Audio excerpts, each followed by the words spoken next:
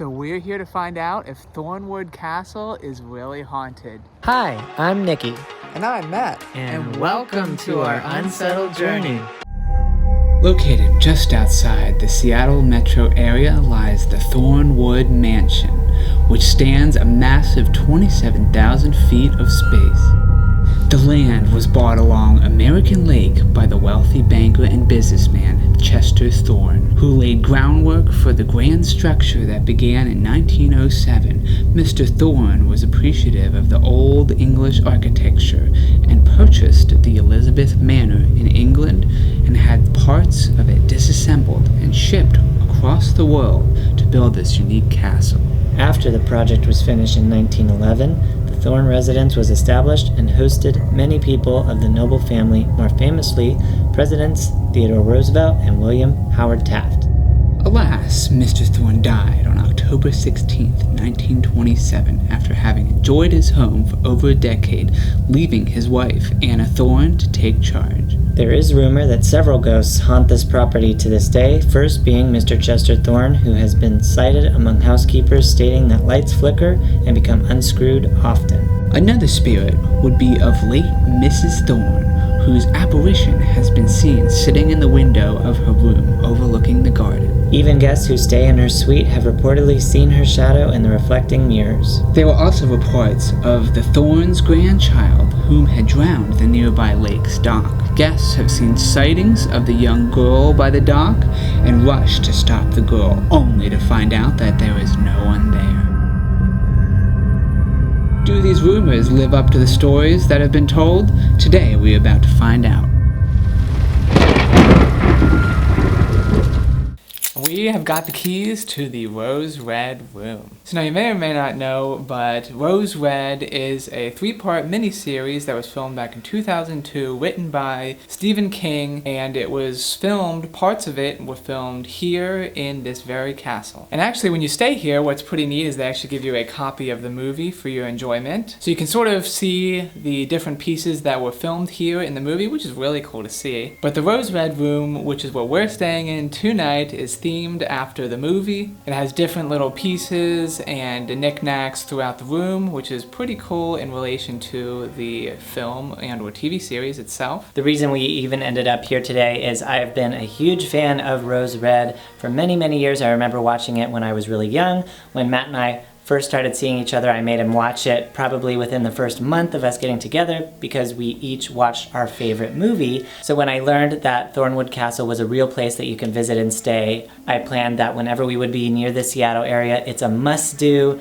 At least for me, it's a bucket list. So luckily they had availability. We were just driving up from Portland, Oregon, which is where we stayed last week, and it's on the way into Seattle since it's south of the city. So it was an easy drive for us to get here and spend a special night here at the Thornewood Castle. The Rose Red Suite doesn't have an ensuite bathroom, but some of the rooms in the castle do. So if you plan on staying here in one of the 11 guest rooms, on their website you can see many pictures and they have details of what each room includes, but they do have a private bathroom. It's just down the hall. Inside the room though, you get a nice TV, a fireplace, a table with 2 chairs. They set you up with a Keurig coffee maker, nice plush robes, a fridge, and a microwave, which is something we didn't expect, and a nice king-size bed. So it's very comfortable. They have a full-size movie poster as well as a t-shirt signed by the cast who worked on the film here. So if you're a big movie fan of Rose Red like myself, then it's really an awesome experience to have to see where Rose Red got its start and some of the filming locations. Now, they didn't film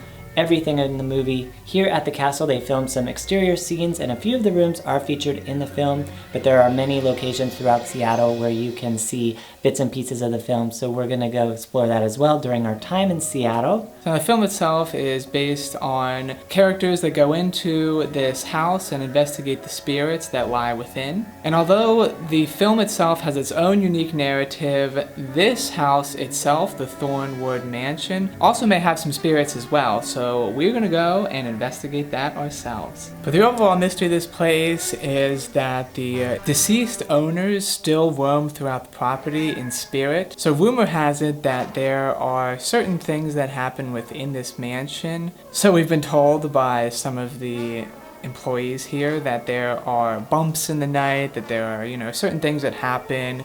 They see chairs moving, certain mysterious phenomenon that happen due to these spirits being present. One of the things we read through our research is that at the Thornewood Castle they don't seem to like lights, so certain lights will appear unscrewed if candles have been blown out, and so we may try to light a candle later and test that theory out ourselves, but there's a guest book here that you can sign, so we've been reading through some of the stories trying to get an idea of what people have experienced who have stayed in this very room like we are tonight. But other than that, we're going to go around and explore this huge property.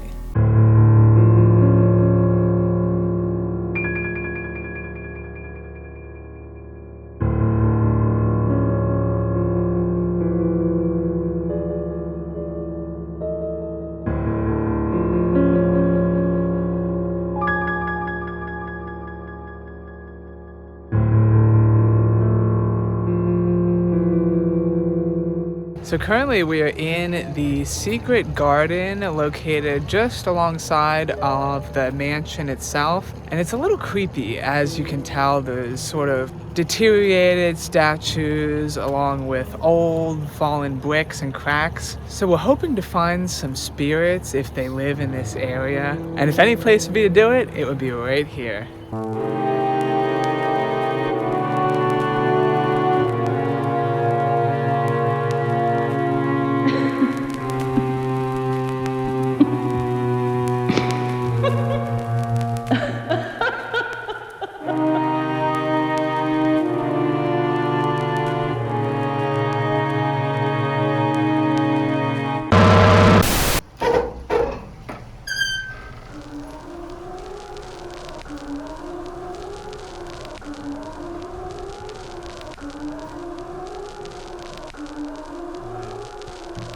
So quiet.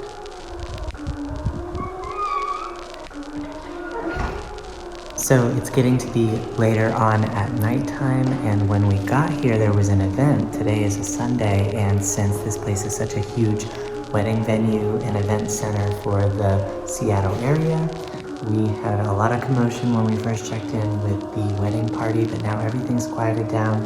The employees have put it back together to what it normally is when it runs as a bed and breakfast. Now, there are 54 rooms in the mansion, and there are 22 bedrooms and 22 bathrooms, 11 of which you can choose to stay in if you're an overnight guest. I think tonight we heard there are about 6 rooms being occupied out of the 11. We're, of course, in one of them. But there's an amazing full moon tonight, so it really creates that awesome haunted mansion experience. Now, we haven't seen anything paranormal go on so far this evening, but we're enjoying the quiet and just getting to see some other parts of the castle that we didn't get to earlier.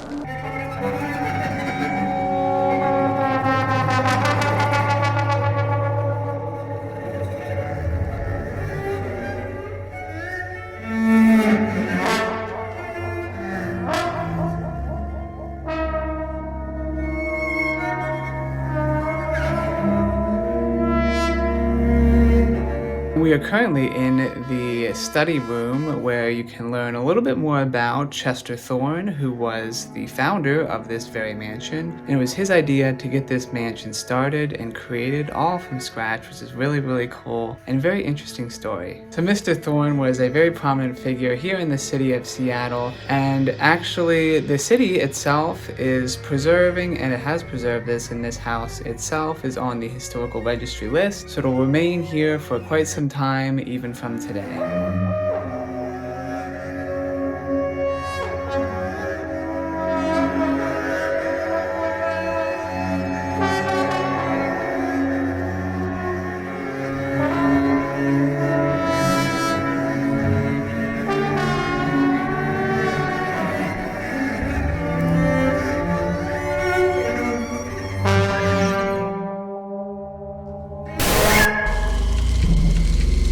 What the heck are these?